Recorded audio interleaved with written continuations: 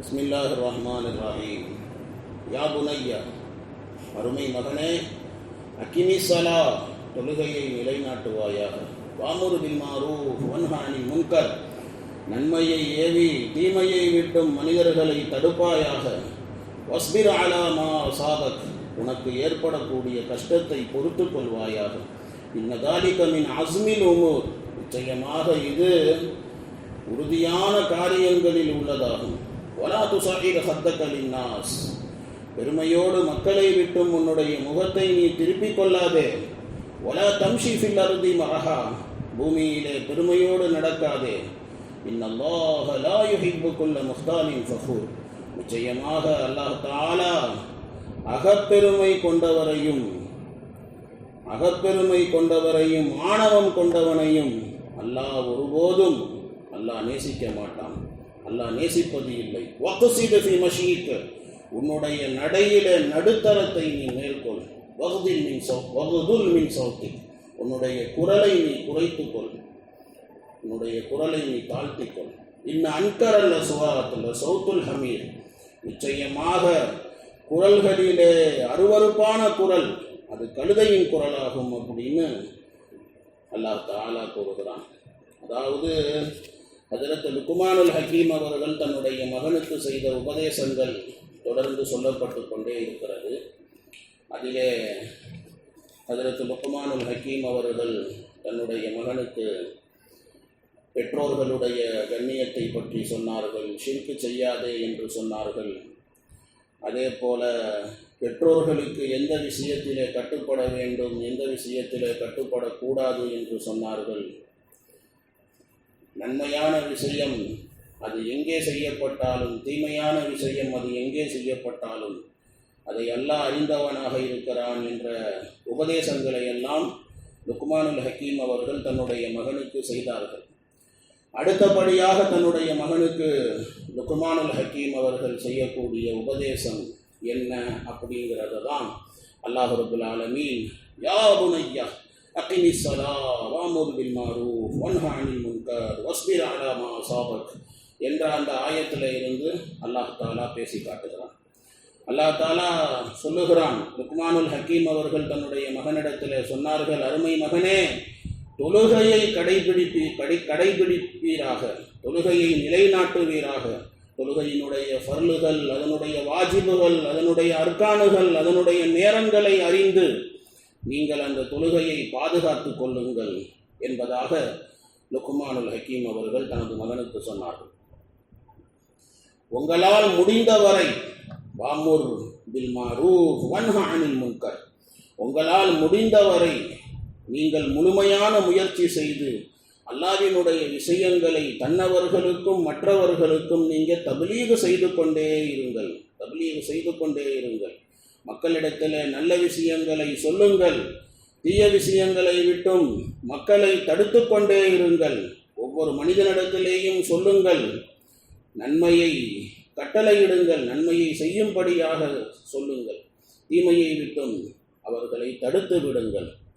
பொதுவாக நன்மையை ஏவுவது, தீமையை தடுப்பது என்பது இருக்கிறதே, அது மக்களுக்கு கசப்பான ஒரு விஷயம்தான். அதனால தான் ஹக்கான விஷயத்தை யார் சொல்லுகிறார்களோ, உண்மையான விஷயத்தை யார் சொல்லுகிறார்களோ அவர்களுக்கு விரோதிகள் உருவாகி விடுவார்கள். அதனால தான் அல்லாஹ் தஆலா அதுக்கு அடுத்தபடியாக சொல்லுகிறான், லுக்மானுல் ஹக்கீம் அவர்கள் தன்னுடைய மகனுக்கு நன்மையை ஏவி தீமையை தடுப்பா அப்படின்னு சொல்லிவிட்டு அதுக்கு அடுத்தபடியாக அவங்க சொல்றாங்க, வஸ்பிர் அலா மா அஸாபக், நீ நன்மையை ஏவி தீமையை தடுக்கின்ற போது மக்களால் உனக்கு முசீபத்துகள், மக்களால் உனக்கு பல கஷ்டங்கள் வரும். அந்த நேரத்திலே நீ உனக்கு ஏற்படக்கூடிய சிரமங்களை நீ பொறுத்துக்கொள். வஸ்பிர் அலா மா அஸாபக், உனக்கு ஏற்படக்கூடிய அந்த முசீபத்துகளை நீ பொறுத்துக்கொள். உரையில்லா வாள் போல் என்னைக்கும் இரு. ஹக்கான விஷயங்களை மக்களிடத்தில் சொல்லு. அதனால முசீபத்து வருமே, கஷ்டப்படுத்துவாங்களே அப்படின்னு நினைக்காத, சொல்லு. நீ சடைந்து விடாதே, மக்களுக்கு மத்தியில் ஹக்கான விஷயங்களை எடுத்து சொல்லு. இன்ன தாலிக மின் அஸ்மில் உமூர், அது உறுதியான விஷயத்திலே உள்ளது அது அப்படின்னு சொல்லி இப்படி லுக்மானுல் ஹக்கீம் அவர்கள் சொன்னார்கள். பிறகு தன்னுடைய மகனுக்கு லுக்மானுல் ஹக்கீம் அவர்கள் சொல்லுகிறார்கள், வலா துஸக்கிர் ஹத்தக லின்னாஸ், ஹத்தக லின்னாஸ், உன்னுடைய முகத்தை மக்களை விட்டும் பெருமை கொண்டவனாக நீ திருப்பிக் கொள்ளாதே. மக்களை கேவலமாக நினைத்தோ அல்லது தன்னைத்தானே நீ ரொம்ப பெரியவனாக நீ தன்னைத்தானே நினைத்து கொண்டோ நீ மக்களை விட்டும் உன்னுடைய முகத்தை திருப்பிக் கொள்ளாதே. மாறாக நீ மிருதுவாக நடந்து கொள், மக்களிடத்திலே நல்ல குணத்தோடு நடந்து கொள், மக்களிடத்திலே சிரித்த முகத்தோடு மக்களை சந்தி, மக்களிடத்திலே பேசு, முகம் கொடுத்து பேசு அப்படி சொன்னான். ஹதீஸிலே இருக்கிறது, ஒரு முஸ்லிமான சகோதரரிடத்திலே முகமலர்ச்சியோடு பேசுவது இருக்கிறதே அதுவும் தர்மம், அதுவும் நன்மை அப்படின்னு சொல்லி இப்படி ஹதீஸ் ஷரீஃபிலே சொல்லப்பட்டிருக்கிறது. ஸோ அதை தான் லுக்மானுல் ஹக்கீம் அவர்களும் தன்னுடைய மகனுக்கு உபதேசிக்கின்றார்கள். வலா துஸக்கிர் ஹத்தக லின்னாஸ், பெருமையோடு மக்களை விட்டும் உன்னுடைய முகத்தை நீ திருப்பிக் கொள்ளாது. வலா தம்ஷி ஃபில் அர்தி மரஹா, அதே மாதிரி கீழாடை உடுத்துகின்ற போது, கீழாடை அது பேண்ட்டோ பைஜாமாவோ லுங்கியோ எதுவாக இருந்தாலும் சரி, அதை கணுங்கால் முழுக்கி கீழே உடுத்தாதே. கணுங்கால் முழுக்கி கீழே உடுத்துவது அது பெருமையின் அடையாளம். பெருமை கொள்ளக்கூடியவனை அல்லாஹ் ரப்பல் ஆலமீன் ஒருபோதும் அல்லாஹ் பிரியப்பட மாட்டான், அல்லாஹ் நேசிப்பது கிடையாது. லுக்மானுல் ஹக்கீம் அவர்கள் தனது மகனுக்கு கூறுகிறார்கள், மகனே பெருமை கொள்ளாதே, பெருமை கொள்ளாதே. அல்லாஹ் தாலாவினுடைய அடியார்களை கேவலமாக நினைத்து உன்னுடைய முகத்தை நீ திருப்பிக் கொள்ளாதே. வலா துஸக்கிர் ஹத்தக லின்னாஸ், முகத்தை திருப்பிக்காத. ஏழை எளிய மக்களிடத்தில் பேசுவதை நீ கேவலமாக நினைத்து அவங்க கிட்ட முகம் கொடுத்து பேசாம நீ இருந்துராத. முகம் கொடுத்து பேசு. முகத்தை திருப்பிக் கொள்வது இருக்கிறதே அது பெருமையின் அடையாளமாகும், பெருமையின் அடையாளமாகும். ஒரு ஆட்சியாளனிடத்திலே பேசுவதாக இருந்தாலும் கூட, யாரிடத்தில் ஒரு ஏழை மனிதனிடத்திலே பேசுவதாக இருந்தாலும் கூட முகம் கொடுத்து பேசு, முகத்தை திருப்பிக் கொண்டு பேசாது அப்படி சொன்னான். வலா துஸக்கிர், அதாவது சஹர் என்ற வார்த்தை இங்கே பயன்படுத்தப்பட்டிருக்கிறது. சஹர் அப்படின்னு சொன்னால் அது ஒரு வகையான வியாதி, ஒட்டகங்களுக்கு வரும் அந்த வியாதி. அது கழுத்தில் வரும் அல்லது தலையில் அந்த வியாதி வரும். அது வந்துருச்சு அப்படின்னு சொன்னால் ஒட்டகத்துடைய கழுத்து இருக்குது அது கோணிக்கும், இப்படி கோணிக்கும். அந்த வியாதிக்கு தான் சஹர் அப்படின்னு சொல்லுவாங்க. அல்லாஹ் தாலா இந்த இடத்துல வலா துஸக்கிர் அப்படின்னு அந்த வார்த்தையை பயன்படுத்தி அல்லாஹ் சொல்லுகிறான். அதாவது பெருமை பிடித்தவனுடைய கழுத்து, அந்த வியாதி வந்த ஒட்டகம் எப்படி கழுத்தை திருப்பிக்குதோ கோணிக்கிட்டு, அந்த மாதிரி பெருமை பிடித்தவனாக மக்களிடத்தில் முகம் கொடுத்து பேசாம முகத்தை கோணிக்கிட்டு பேசாது.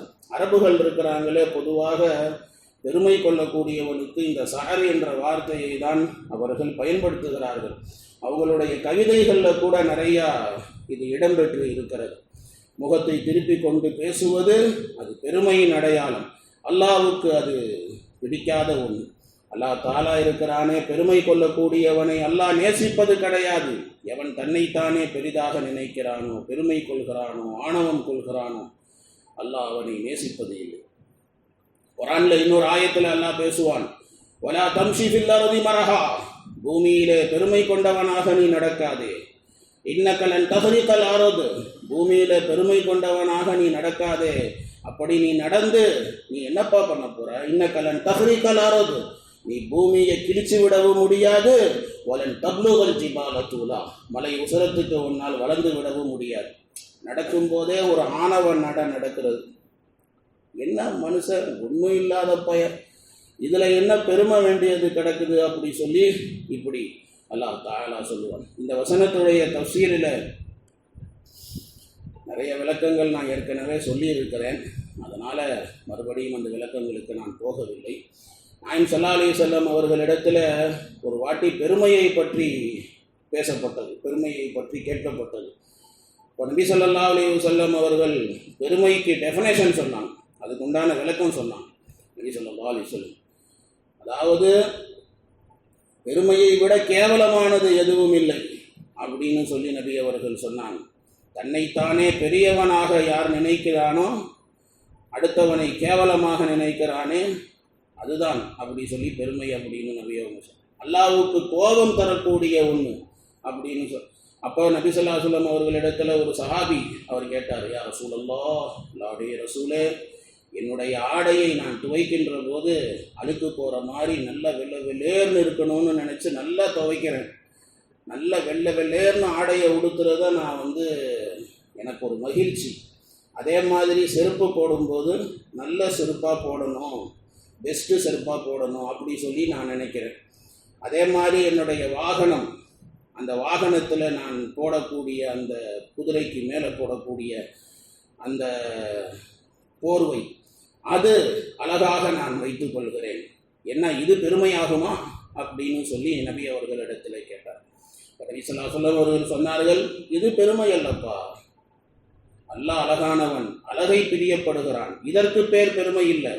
பெருமை என்பது என்ன அப்படின்னா, ஹக்கான விஷயத்தை கேவலமாக நினைப்பது, மக்களை கேவலமாக நினைப்பது, தன்னைத்தானே பெரிதாக நினைப்பது, அதுதான் பெருமை. அடுத்தவனை கேவலமாக நினைச்சு தன்னைத்தானே பெருசாக நினைக்கிறது இருக்குது, அதுதான் பெருமை. நல்ல வாகனம் வைப்பதும், நல்ல ஆடை உடுத்துவதும், நல்ல செருப்பு போடுவதும் இதெல்லாம் பெருமையின் அடையாளம் அல்ல. இது அல்லாஹ்வும் பிரியப்படுகிறான், அல்லாஹ்வும் நேசிக்கிறான். அதை அல்லாஹ் அழகானவன், அழகை விரும்புகிறான். ஆனால் அடுத்தவனை கேவலமாக நினைச்சு தன்னை பெருசாக நினைக்கிறது இருக்கிறது, இது பெருமை அப்படின்னு சொல்லி இப்படி சொன்னாங்க நபி ஸல்லல்லாஹு அலைஹி வஸல்லம். இந்த ஹதீஸ் வேற ஒரு சனது அடிப்படையிலேயும் சொல்லப்பட்டிருக்கிறது. அதில் ஹஜ்ரத் சாபித் ரலியல்லாஹு தஆலா அன்ஹு அவர்களுடைய மரணத்தை பற்றியும் அவர்களுடைய வசியத் அதை பற்றியும் அதுவும் சொல்லப்பட்டிருக்கிறது அந்த அறிவிப்பில். லுக்மானுல் ஹக்கீம் அவர்கள் தன்னுடைய மகனுக்கு செய்யக்கூடிய உபதேசம், வலா துஸைர் ஹத்தக லின்னாஸ், பெருமையோடு மக்களிடத்தில் உன்னுடைய முகத்தை திருப்பிக் கொள்ளாதே. வலா தம்ஷி ஃபில் அர்தி மரஹா, பெருமையோடு பூமியிலே நடக்காதே. இன்னல்லாஹ லா யுஹிப்பு குல்ல முஃப்தாலின் ஃபஹூர், நிச்சயமாக அல்லாஹ் தஆலா அகப்பெருமை கொண்டவனையும் ஆணவம் கொண்ட எவனையும் அல்லாஹ் தஆலா நேசிக்க மாட்டான் என்று உபதேசம் செய்தார்கள். பிறகு உபதேசம் செய்கிறார்கள், வக்ஸிது ஃபி மஷீக், உன்னுடைய நடையிலே நீ நடுத்தரத்தை நீ மேற்கொள்வாயாக, நடுநிலையாக நடப்பாயாக.